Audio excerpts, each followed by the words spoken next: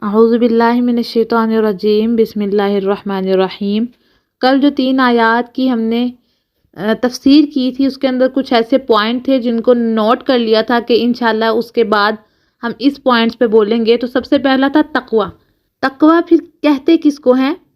نفس کو خوف کی چیز سے بچانا، نفس کو ہر اس کام سے بچانا جسے کرنے یا نہ کرنے سے کوئی شخص عذاب کا مستحق ہو، جیسے کفر اور شرک، کبیرہ گناہ، بے حیائی کے کاموں سے اپنے آپ کو بچانا، حرام چیزوں کو چھوڑ دینا، فرائض کو ادا کرنا وغیرہ۔ اور بزرگان دین نے یوں بھی فرمایا ہے کہ تقوی یہ ہے کہ تیرا خدا تجھے وہاں نہ پائے جہاں اس نے منع فرمایا ہے، یعنی ہر ایسی چیز جس کا رب تعالیٰ نے حکم دیا ہے کہ منع فرمایا ہے، یعنی نہ کرنے کا حکم دیا ہے، اس سے بچے رہنا۔ تقوی کے فضائل کیا ہیں؟ قرآن مجید اور احادیث میں تقوی حاصل کرنے اور متقی بننے کی ترغیب اور فضائل بکثرت بیان کیے گئے ہیں۔ چنانچہ رب تعالیٰ قرآن پاک میں ارشاد فرماتا ہے، یا ایھا الذین آمنوا اتقوا اللہ حق تقاتہ ولا تموتن الا وانتم مسلمون۔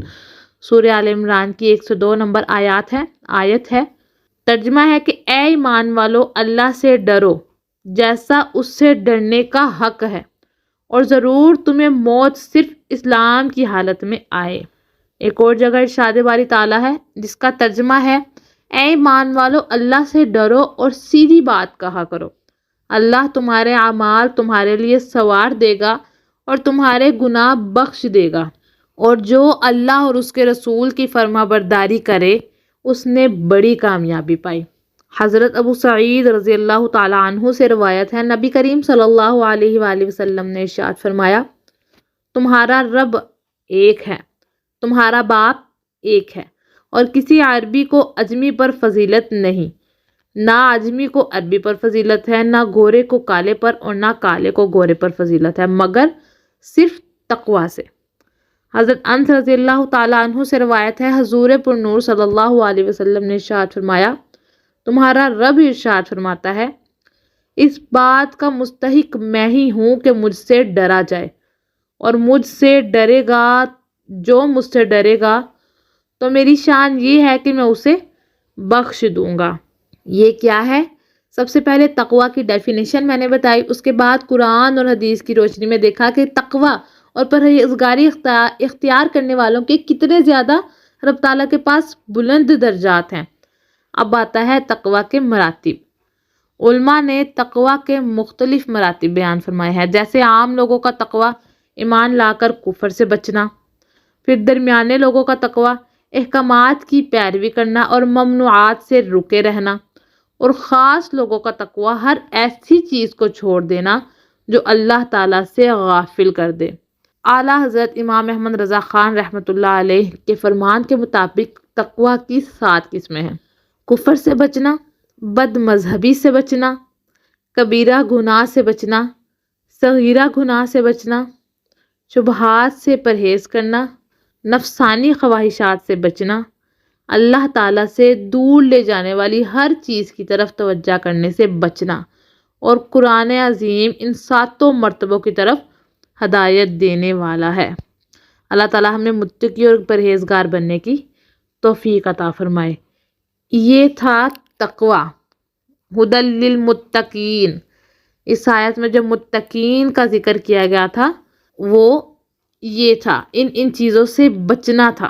اس کے بعد میں نے دوسری آیت میں ذکر کیا تھا ایمان لانے کا، کہ وہ غیب پر ایمان لاتے ہیں۔ اس آیت میں ایمان اور غیب کا ذکر تھا۔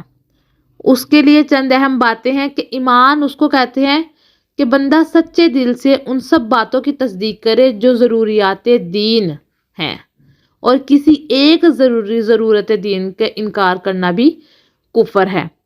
عمل ایمان میں داخل نہیں ہوتے، اسی لیے قرآن پاک میں ایمان کے ساتھ عمل کا الگ الگ ذکر کیا جاتا ہے، جیسے اس آیت میں بھی ایمان کے بعد نماز صدقہ کا ذکر علیحدہ طور پر کیا گیا ہے۔ اب آگے بات تھی غیب۔ غیب وہ ہے جو ہم سے پوشیدہ ہو اور ہم اپنے حواس جیسے دیکھنے، چھونے وغیرہ سے اور بدیہی طور پر عقل سے اسے معلوم نہ کر سکیں۔